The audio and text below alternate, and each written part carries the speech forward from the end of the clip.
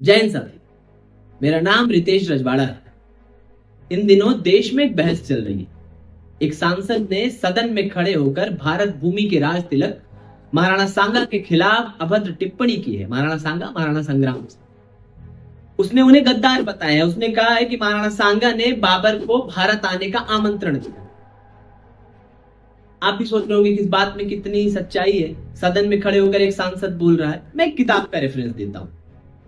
आदरणीय डॉक्टर गोपीनाथ शर्मा जी की एक किताब है राजस्थान का इतिहास।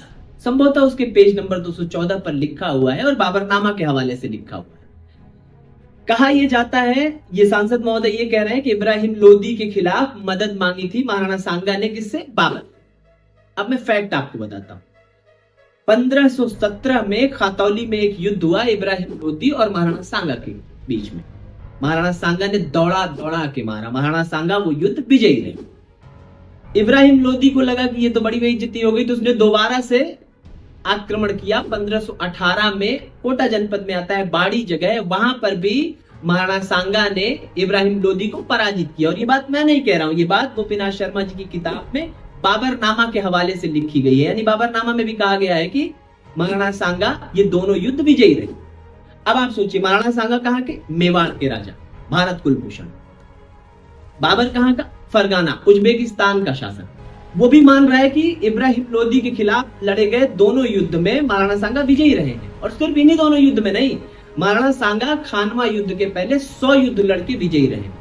100 युद्धों में विजयी रहे वो महाराणा सांगा, जिनके एक पांव नहीं, एक हाथ नहीं, एक आंख नहीं, एक कान नहीं है, शरीर पर 80 घाव लगे हैं। उसके बाद भी उनके हौसले में वो आग है कि दुश्मन सामने से नजर नहीं मिला पाता था, लड़ नहीं पाता। ऐसे महाराणा सांगा बाबर से मदद मांगने जाएंगे। बाबर एक चीज और, एक सोर्स और है। मेवाड़ का संक्षिप्त इतिहास नाम की एक किताब है, जिसे वहां के पुरोहित लिखा करते थे महाराणा सांगा की रोज की दिनचर्या में। उन्होंने ये बात लिखा है कि बाबर ने महाराणा सांगा से मदद मांगी थी। सांगा के सामंतों ने स्पष्ट मना किया। उन्होंने सांप को दूध पिलाने से कोई फायदा नहीं है, वो विषैला ही है। महाराणा सांगा ने उसकी मदद नहीं। बाबर का युद्ध इब्राहिम लोदी से हुआ।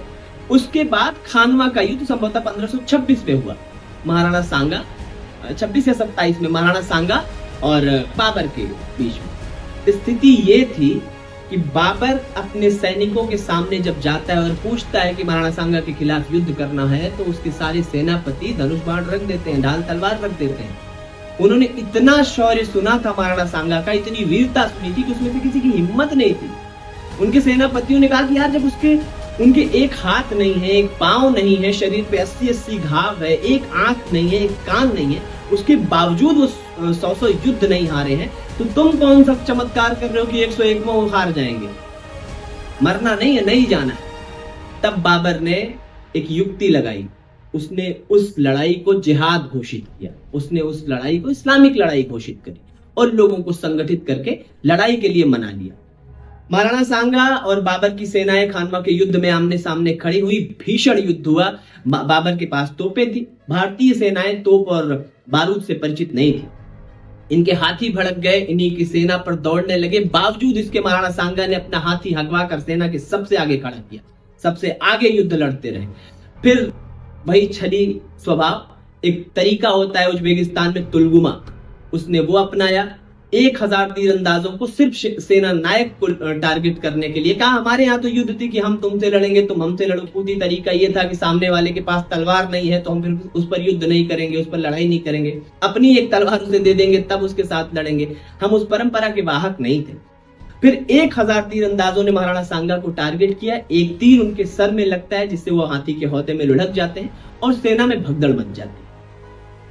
खानवा के युद्ध के बाद भी महाराणा सांगा ने हौसला नहीं हारा। उन्होंने बाबर से दोबारा लड़ाई करने की ठानी। इन्हीं जैसे किसी धोखेबाज ने, मुझे उसकी शक्ल नहीं याद है, मैं नहीं जानता वो सामंत कौन सा था जिसने महाराणा सांगा को जहर दिया, लेकिन अब जब इन जैसे बोलने वाले हैं तो मुझे लगता है कि उसकी शक्ल इनसे ही मिलती होगी। ऐसे ही लोग रहे होंगे जिन्होंने महाराणा सांगा को जहर देकर मारा।